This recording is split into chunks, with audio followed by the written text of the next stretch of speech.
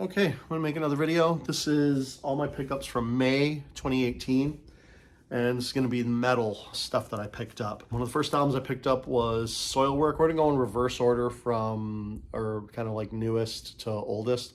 One of the first albums I picked up is Soilwork. This is Death Resonance. This is like a B-sides and an EP album, kind of like bonus tracks and things like that, that the band had left over from songs up to this point. I think that album's called The Infinite something. Tracks from that. There's an EP on here. There's a bunch of B-sides, songs that didn't make it onto albums. This, I would say, is a good album. It's not the best Soilwork album, but it's good. It's probably for hardcore Soilwork fans only. I don't know that you need to get this. You know, I definitely wouldn't start here with Soilwork. Got it on clear vinyl. There's some good songs on here. It's just not great. It is B-sides, so nothing really spectacular on this. But they are reissuing a lot of the earlier Soilwork albums, which are really good, and I'm really excited for that. So yeah, hope to see more of the early stuff from Soilwork come out. And the new album's pretty good too, so check that one out. Next album.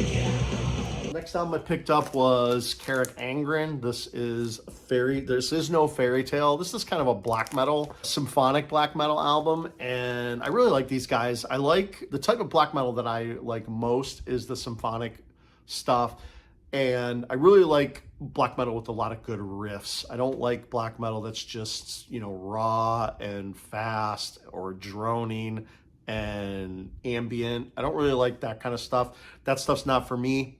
The stuff that is for me, though, is stuff with really good riffs, and this has a lot of really good riffs on it, and also has the symphonic stuff, you know, like the keyboards, the violins, you know, or whatever they're doing in the studio to make those instruments.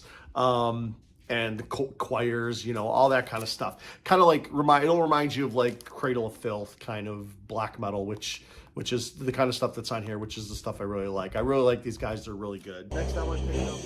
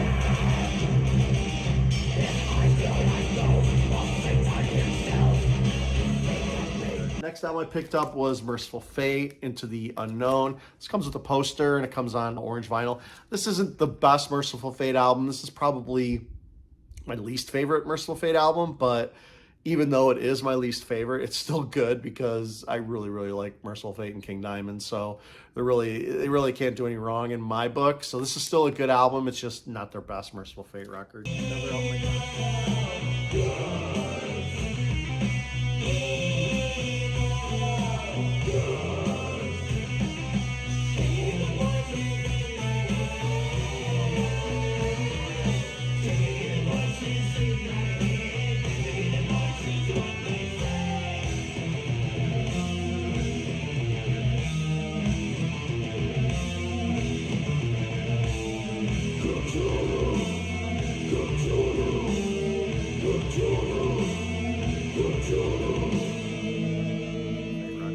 Another album I got, this was a reissue of When I got it, I think it was just reissued. It's a Coke bottle clear version of Obituaries, The End Complete. This is a really good obituary album. This came out, I believe, after Cause of Death. So this was immediately after their masterpiece, basically.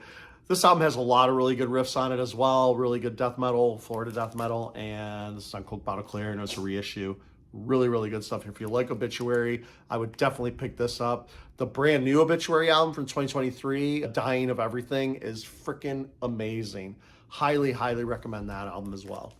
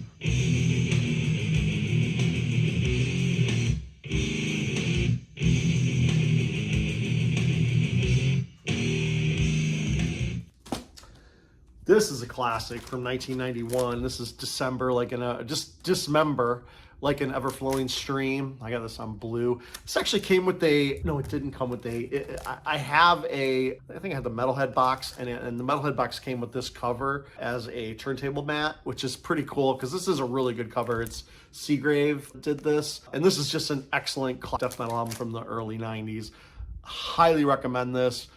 Every song has a really, really great riff. Just fantastic stuff. Lo-fi, has that Sunlight Studio sound, kind of like Entombed, things like that. So if you like any of that early death metal, this is definitely an album you need to pick up, in my opinion.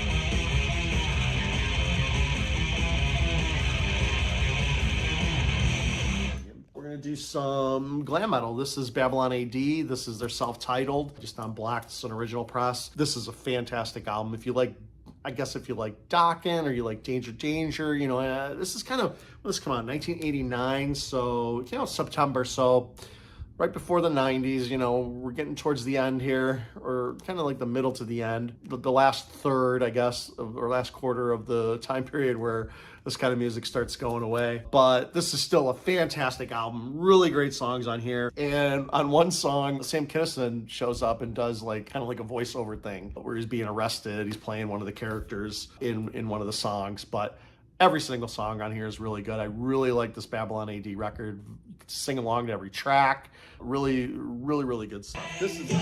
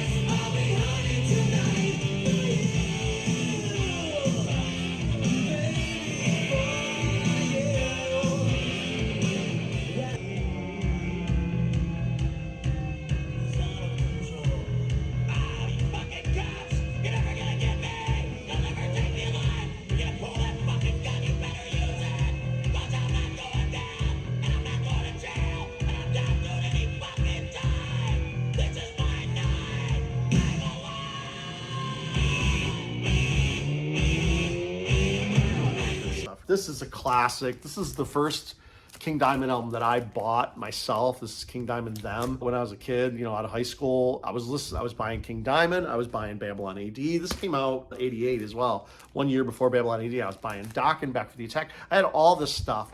And I had seen the Welcome Home video on Headbangers Ball, and I just was like, what the fuck is this? And, you know, the vocals immediately, you know, they were just like, I don't know. I don't know. But so intrigued by the music, so intrigued by the vocals even, you know, even though I was unsure at the time. And now King Diamond is just one of my favorite artists of all time. He's up there with Arjun from Arion, things like that. I just love King Diamond. I love Merciful Fate now. I would buy anything from these guys without question. And I'm really excited for 2023. Hopefully there's going to be a Merciful Fate album and a King Diamond album. That would be great if that actually happens. But Them, excellent album. I think this is the second album where he had a full concept story for every single song. But this one even is, you know, I guess not more in depth than Abigail, but Abigail was really good and Them is really good. This really just, like, his lyrics, he sings his lyrics, or he writes the lyrics just like he's telling the story. Like, it's really interesting lyric writing, because there's no, you know, interpretation of what the lyrics are about. He's very direct.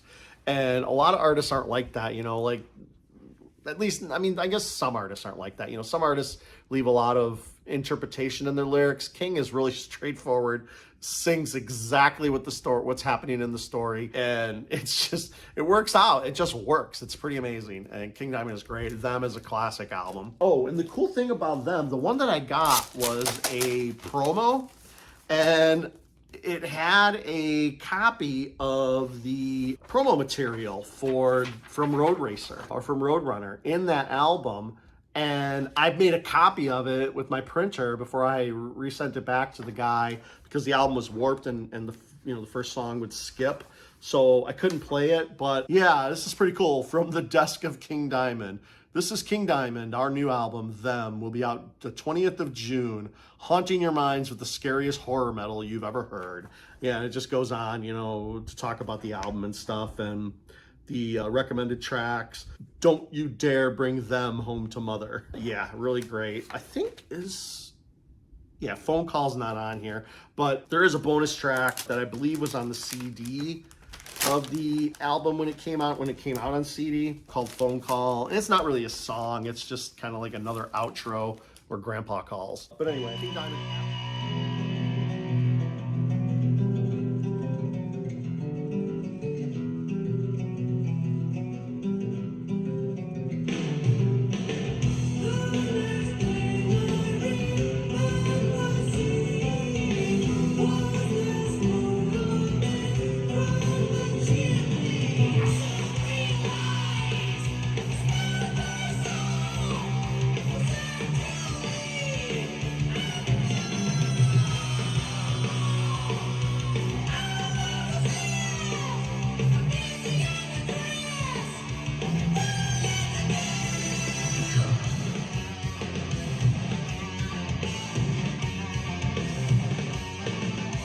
But anyway, King Diamond Abigail is the next one I bought, and this is a great album. You know, this is King's first full concept album. He, not too long ago, pre-COVID, maybe 2017 or 2018, I think, he toured this album. I think it was 2017, because it was like the 30th anniversary or whatever in 1987. 707, yeah. So I think it was like the 30th anniversary of the album. He did the tour, he played the whole album. I did not get to see that. I'm really disappointed that I didn't go. I really should have chosen to go to that show, but I didn't. But they do have it. You can get the Blu-ray or whatever. You can watch it online too. I think they have a lot of tracks on YouTube that you can watch from that concert. And I think there was 2 albums that were put out for 2 different shows where, you know, he plays some King Diamond stuff, some Merciful Fate, but then he plays the whole Abigail album. Really, really good stuff, especially like live, but you know, I'm not really into live records that much. I do prefer to watch the live shows, though. I do like to watch the live shows on YouTube and things like that, or on video, but I just don't necessarily like to listen to live shows all the time. I'm trying to get into some of it. Maybe I'll get into it more, you know. That's a cool thing with vinyl, you know, like, I will experiment eventually. You know, I think I will get into buying more live records eventually, but right now I'm really just buying studio stuff. This is...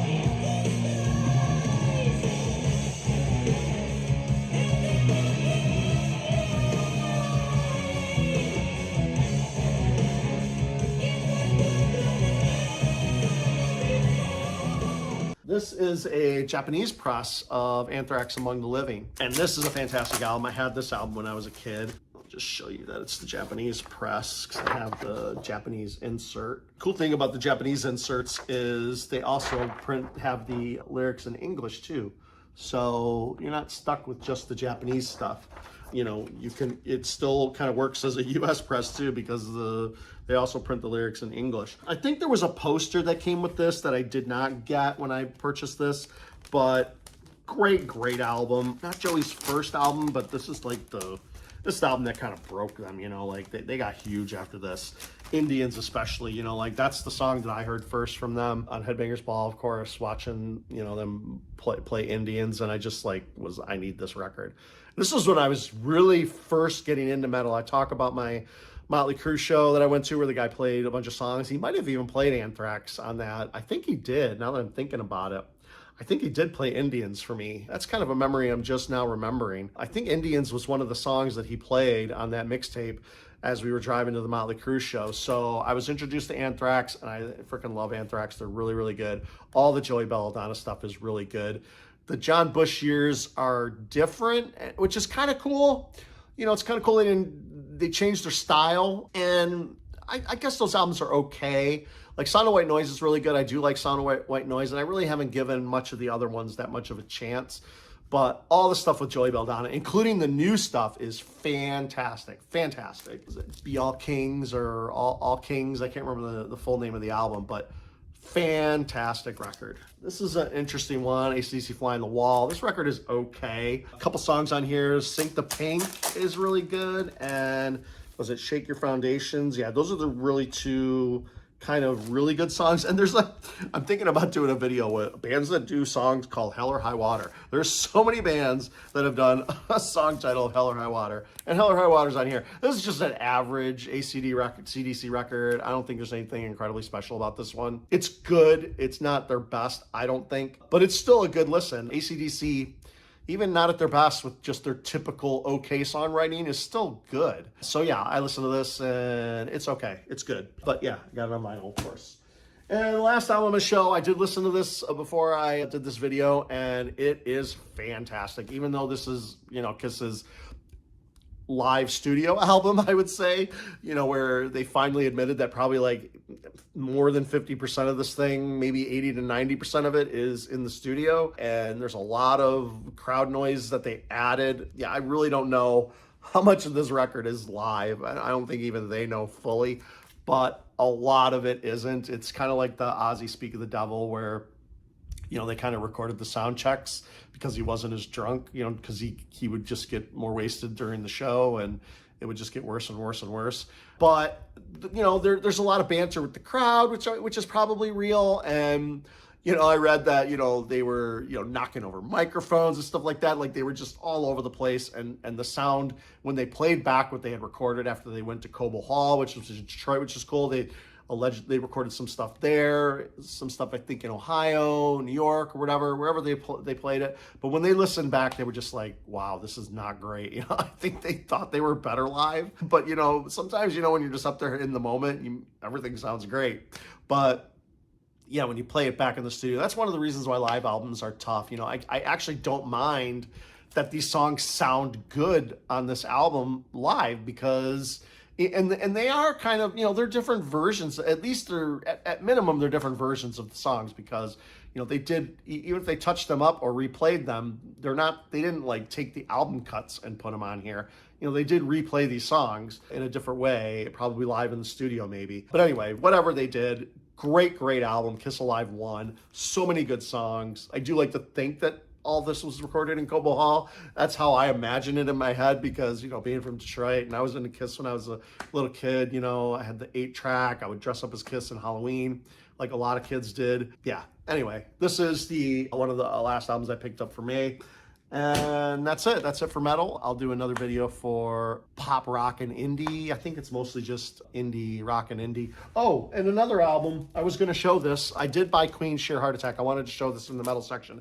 This album, when I just played it, you know, before the video, you know, this week, I played this album like 3 times. This album is fantastic. It is so freaking good. It's really heavy. There's a lot of riffing on here, like kind of almost thrash riffing. You know, there's a lot of really fast riffing on here. Metallica redid the one song on here, Stone Cold Crazy, and they really don't speed it up that much. You know, they might speed it up a little bit, the Metallica version, but it's pretty dead on. I mean, this Queen version of the song is still pretty fast as well. This is a really fantastic record. Maybe I'll throw some clips in there if YouTube lets me of some of the more aggressive parts of this album. Fantastic record. I highly recommend this if you don't have this album yet from Queen. All right, that's it. Thanks. Bye.